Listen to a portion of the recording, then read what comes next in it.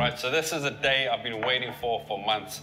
My sister's arrived. She's upstairs asleep. I think she's going to be asleep for a while. My sister's had a huge influence on my cooking career.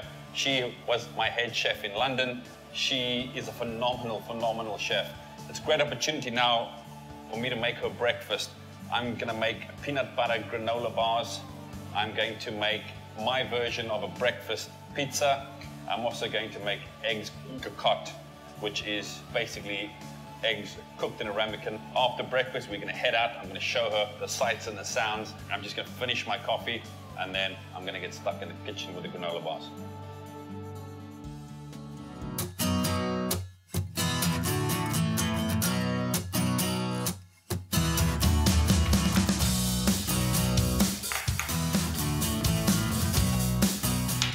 Okay, so the first thing we need to do is we need to get oats.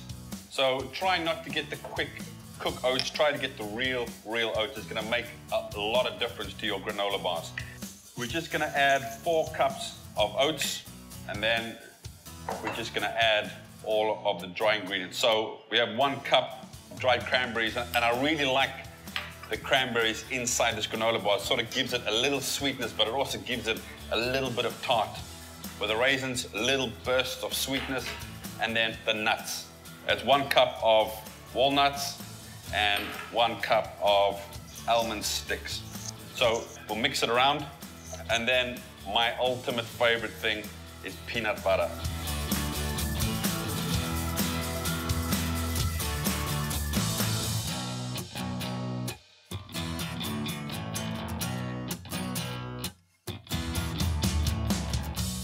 Now, what we're gonna bind it with is honey, brown sugar, and a little bit of butter.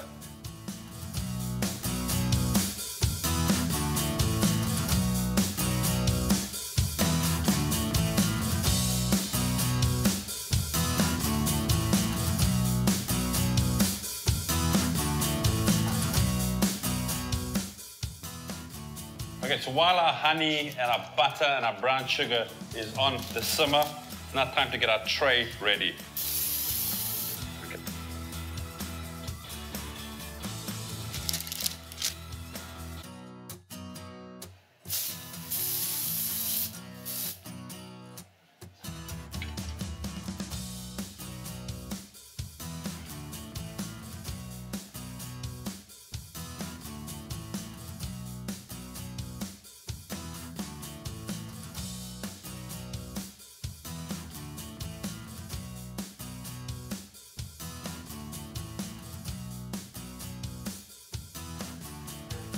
Okay, so this is now all mixed through really nicely. And now for the last ingredient is desiccated coconut. And I think this really sort of gives it a little bit of texture. Instead of desiccated coconut, I've also put Rice Krispies in before, and that works really well.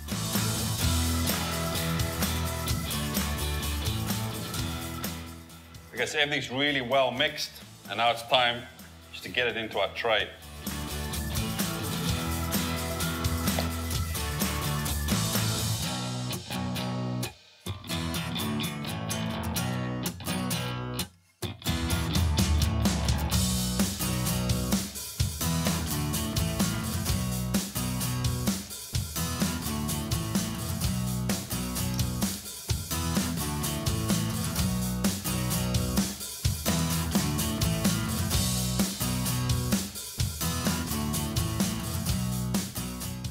So the granola mix is really nicely compacted. It's really sort of dense.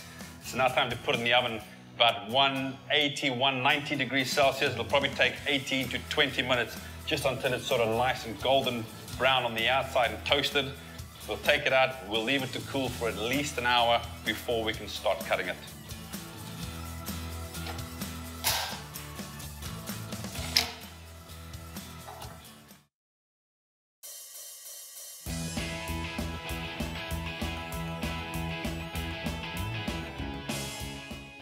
Okay, so the next breakfast dish I'm gonna make is I'm gonna make breakfast pizza. Now this is something I make quite a lot at home. It's very simple. So here I have just regular store-bought puff pastry, and we're just gonna roll it out to about 1/4 of an inch thick. Now that's quite thick, but we still want a really nice thick base to this. We want the texture, we want the crispiness of the puff pastry to play a major part in this dish.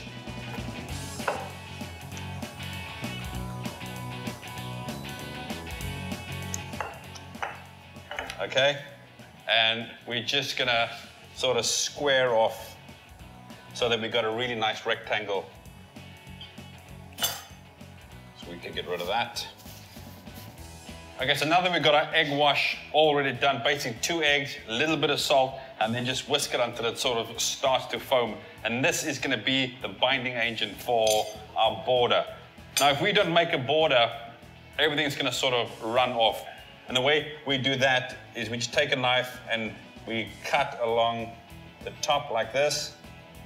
And we do exactly the same over here, like so.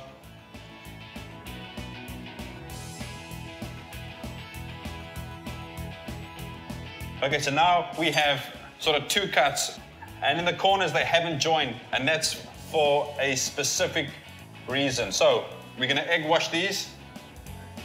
Basically, we take the top right corner and we drag it down to the bottom left corner, like so. Just like that, and like that. And then the bottom left corner up, over, and that is gonna create a little border for our breakfast pizza. Make sure the egg wash is really gonna stick everything together. Just like that. Okay. Now, we're gonna put just a little bit of semolina flour. So, we don't want it very, very floury. We just want a little film to make sure that the pastry doesn't stick to the tray. The puff pastry has to go on top of our tray. And now, we don't want the center of the puff pastry to rise. So what we do is we just get a fork and we're just gonna poke a lot of holes inside the center, not on the border, because we want the border to rise, but we want the center to stay flat. And by poking holes in it, we are breaking all of the air pockets that are gonna happen once it cooks, and it's gonna sort of stay flat and really, really nice and crispy.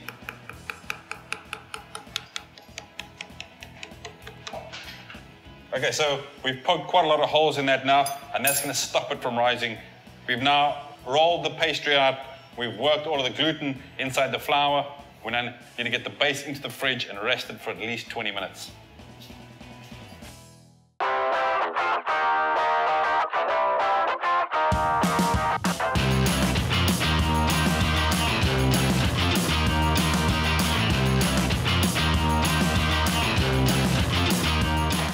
Okay, so now it's time for us to make the base of this breakfast pizza. So basically, we have cream cheese, and we're gonna add 2 more cheeses to this mix.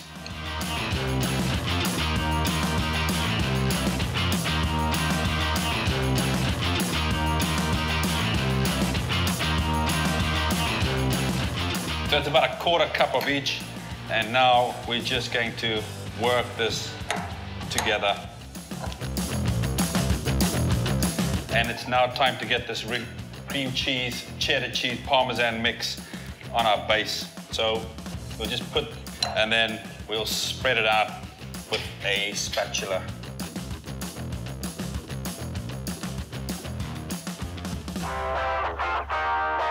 Okay, so now that we've got the base, and now it's time for us to lay our asparagus on top.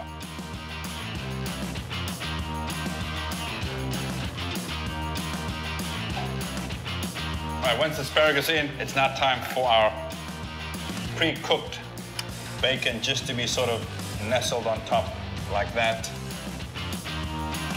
We're just gonna bake this in an oven about 180, 190 degrees. We're gonna take it out, we're gonna crack just a couple of eggs on top of that, and then put it back in the oven, and that's a breakfast pizza done.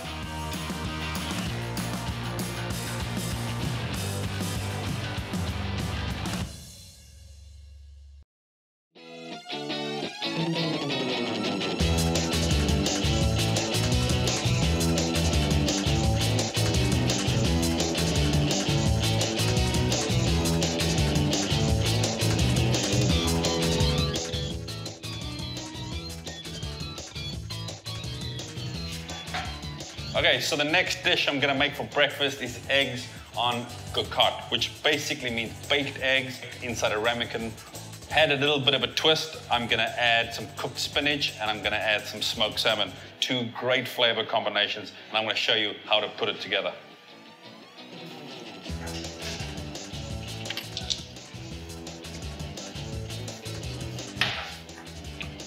Okay, so here we already have our spinach that we pre-cooked earlier. Just in a really hot pan, a little bit of olive oil, and spinach takes quite a lot of salt and pepper, so don't be shy with the salt and pepper. And now we're just gonna add a bit of nutmeg. And again, spinach and nutmeg is a marriage made in heaven. So we're just gonna sort of turn this around and just really incorporate that nutmeg all through the spinach. So now we have to get our ramekins ready first. So we don't want our eggs and our spinach and our smoked salmon to stick to our ramekins. So we just get a pastry brush and we just lightly brush on the inside of our ramekins.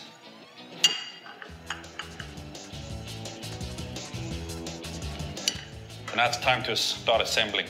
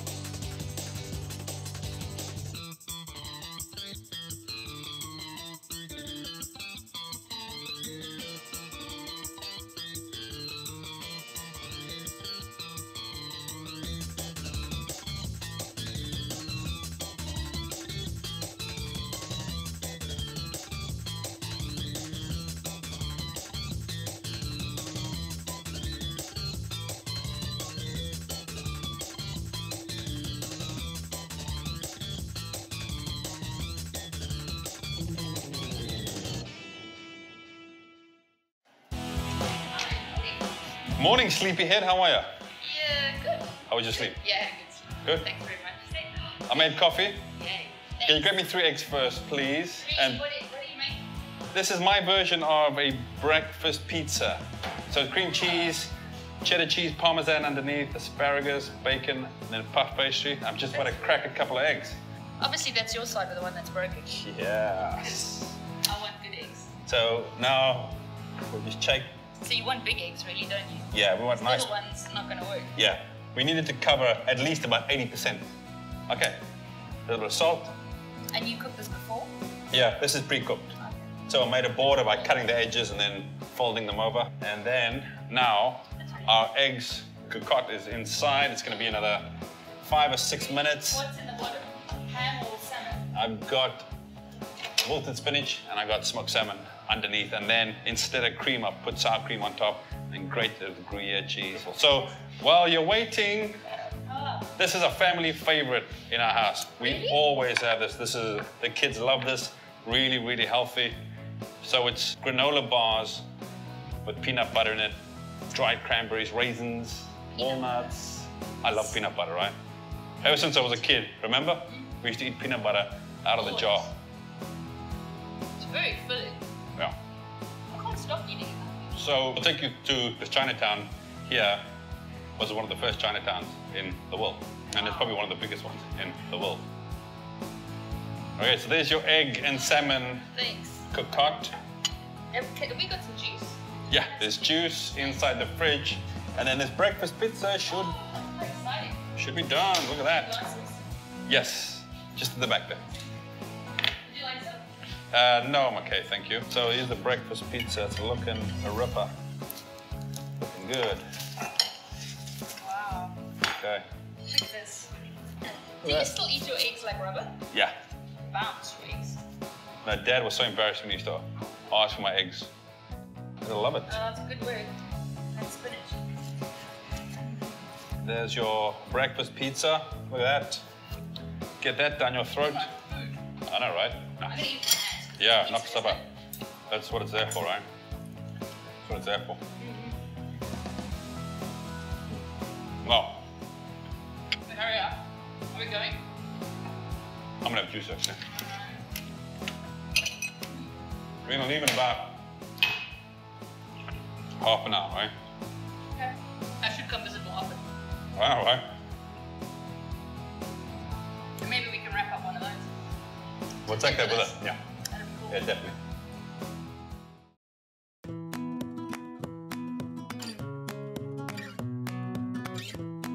My sister will surely enjoy going around Binondo as I show her my favorite hole in the walls. And nothing beats a perfect lumpia for a snack.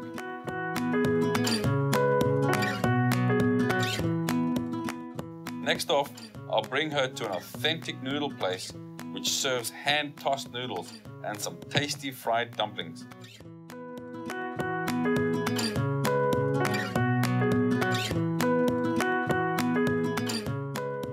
Before we head over to Intramuros, you can't talk about Manila without passing by the great culinary finds in the world's oldest Chinatown. Enough energy to go around one of the country's most beloved sites, the walled city, Intramuros.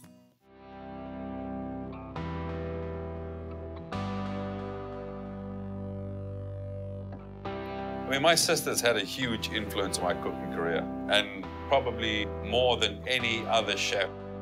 For me to show her where I live, to me is priceless. My sister's a legend, and I love her to bits.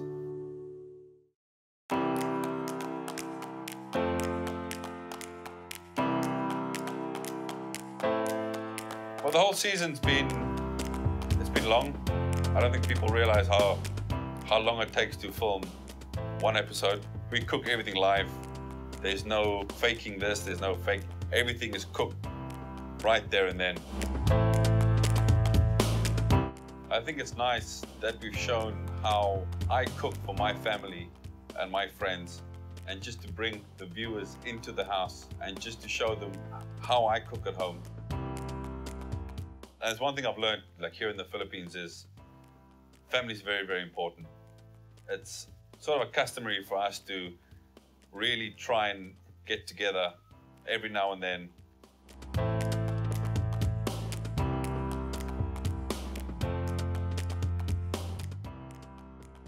mean, I think it's nice, it's difficult to make time for it, but it's important to make time for it.